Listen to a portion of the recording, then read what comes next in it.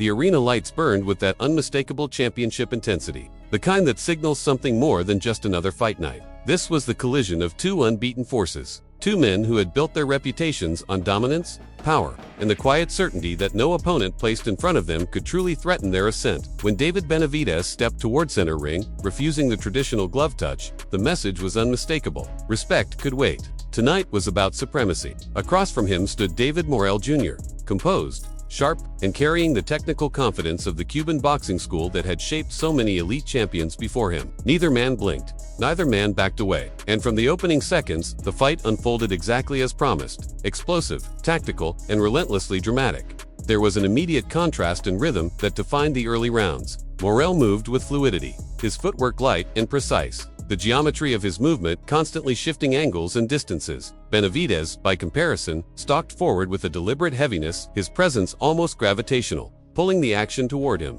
The narrative quickly became clear: speed versus pressure, finesse versus volume, calculation versus controlled aggression. But what made the matchup so compelling was that neither man stayed confined to a single identity. Morrell was not content to simply box and escape. He stood and traded more than expected. Benavidez, often labeled a relentless puncher, revealed layers of defensive awareness, subtle guard manipulation, and timing that spoke to years of refinement beyond brute force. Early exchanges sparked with electricity. Morrell's jab snapped sharply, punctuating the air with clean, authoritative impact, while his right hook curled around Benavidez's guard with dangerous intent.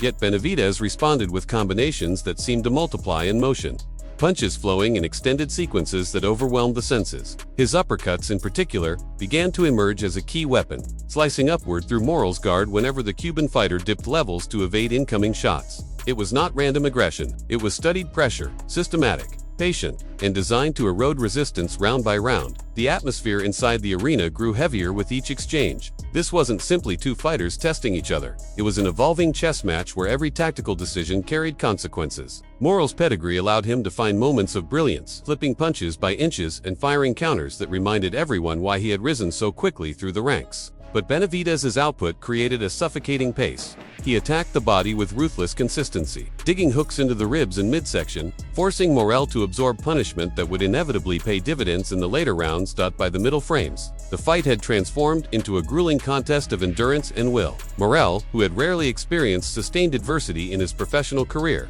found himself forced backward more often than ever before. His footwork still flashed brilliance, quick pivots, lateral escapes, clever angles, but Benavidez kept cutting off the ring, trapping him along the ropes, and unleashing torrents of punches that tested both defense and resolve. Each time Morrell fired back with combinations, the crowd surged, sensing the possibility of momentum shifting. Yet Benavidez answered almost immediately, reasserting control with volume and physicality.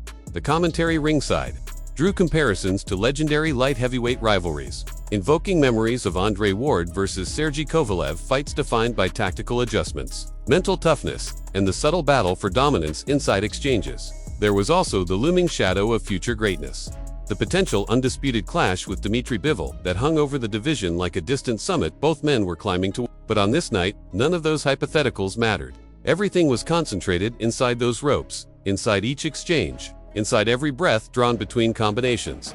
Benavidez's strategy became increasingly evident as the rounds progressed. He wasn't chasing a single knockout moment. He was constructing one. The body work intensified, punches thudding with audible force that echoed through the arena. Uppercuts followed hooks. Hooks followed straight rights, and the cumulative damage began to show. Swelling formed under Morrell's eyes, subtle at first, then more pronounced, the physical manifestation of Benavidez's relentless offense. Yet Morrell refused to fold. He answered with counters that snapped Benavidez's head back, reminding everyone that danger remained present on both sides. One of the most dramatic moments emerged when Morrell landed a clean left hand that momentarily halted Benavidez's forward surge. For a brief second, the momentum appeared to shift. The crowd roared, sensing vulnerability. But Benavidez did what elite fighters do. He absorbed the shot, steadied himself, and fired back with renewed intensity. There was no retreat, no hesitation. Instead, he doubled down on pressure, stepping through counters and forcing Morrell into exchanges that favored volume over precision. The later rounds carried the unmistakable weight of championship stakes. Fatigue began creeping into movements that had once been sharp and explosive.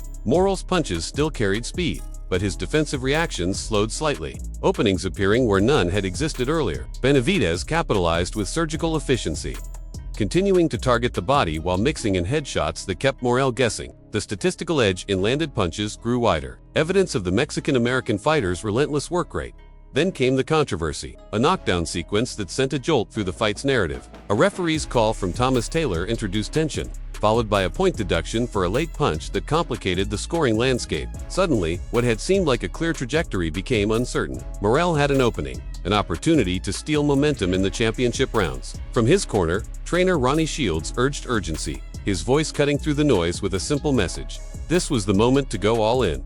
The final rounds unfolded with raw intensity. Both fighters stood near center ring, exchanging combinations with minimal movement.